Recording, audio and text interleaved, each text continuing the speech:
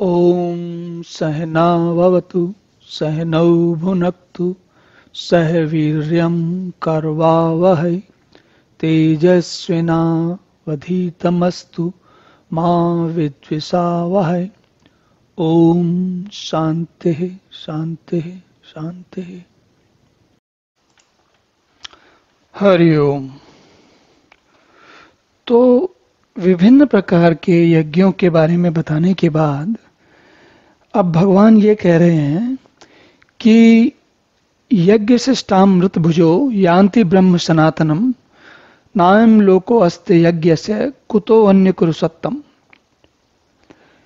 तो भगवान कहते हैं कि यज्ञ से बचे हुए अमृत का अनुभव करने वाले, तो जैसा हमने पहले बात की, यज्ञ सारे के सारे यज्ञ बुद्धि से संपन्न होते हैं।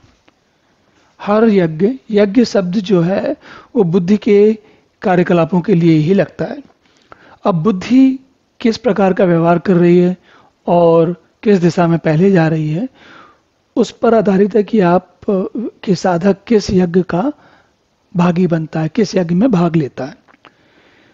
लेकिन भगवान क्या कहते हैं कि हे कुरुश्रेष्ठ अर्जुन, यज्ञ से बचे हुए अमृत, तो आप कोई भी यज्ञ करें, साधक के रूप में हम कोई भी यज्ञ करें, किसी भी प्रकार का यज्ञ करें, उस यज्ञ से बचे हुए, उससे जो कुछ हम सीखते हैं, उस अनुभव को प्राप्त करने के बाद हमें असल में जो वास्तविक परमात्मा का, भगवान को जानने का जो सनातन ब्रह्म है, जो परमात्मा है, उसको जानने की दिशा में हम कोई भी यज्ञ करें पर एक कदम आगे बढ़ा लेते हैं, उसके आगे चले जाते हैं।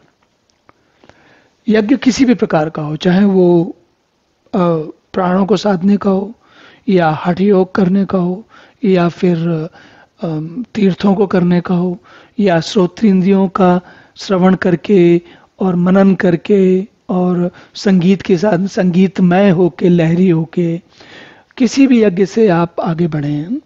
लेकिन हम आगे बढ़ते हैं यज्ञ से, कोई भी यज्ञ हो, कोई इन यज्ञों की अलग अलग के यज्ञ अलग अलग स्तर हैं। लेकिन अगर आप कोई भी यज्ञ कर रहे हैं तो इसका मतलब है आप सही दिशा में आगे बढ़ रहे हैं। अब ये वाला करेंगे तो उसके आगे का यज्ञ देखेंगे, फिर वो अगला यज्ञ करेंगे तो उसके आगे का यज्ञ देखेंगे।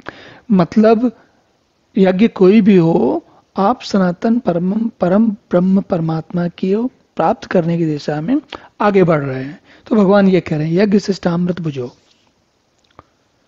उनको दे यान्ति, यज्ञ शिष्टामृत भुजो यान्ति, मतलब वो जो यज्ञ शिष्ट से अमृत को, यज्ञ के बचे हुए अमृत को जो पाते हैं, भोगते हैं, उसको ग्रहण करते हैं, वे ब्रह्म को प्राप्त होते हैं, अंततोगत्वा ब्रह्म को प्राप्त होते हैं।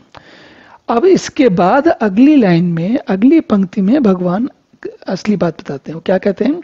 नायम लोको अस्ति यज्ञस्य कुतो अन्य कुरु सत्तम।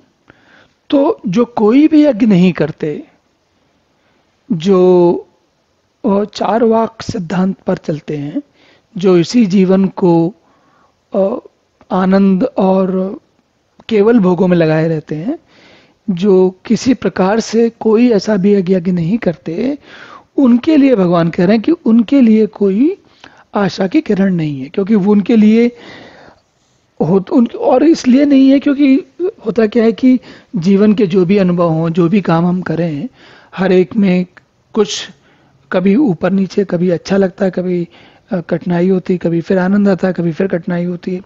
तो ये जो समुद्र की लहरों की तरह जो ऊपर नीचे चढ़ने वाला काम हो तो चलता ही रहता है। तो उनका ये लोक भी सुखदायक नहीं होता, और चूंकि कोई यज्ञ नहीं कर रहे हैं इसलिए परलोक भी सुखदायक नहीं होता। तो उनके लिए कोई आशा नहीं है। तो भगवान ये कह रहे हैं कुल मिला के कि हमारा पहला जो पंक्ति है, पहला स्टेप है कि हम आगे बढ़ें, कम से कम कोई यज्ञ करें। तो अब आगे देखते हैं।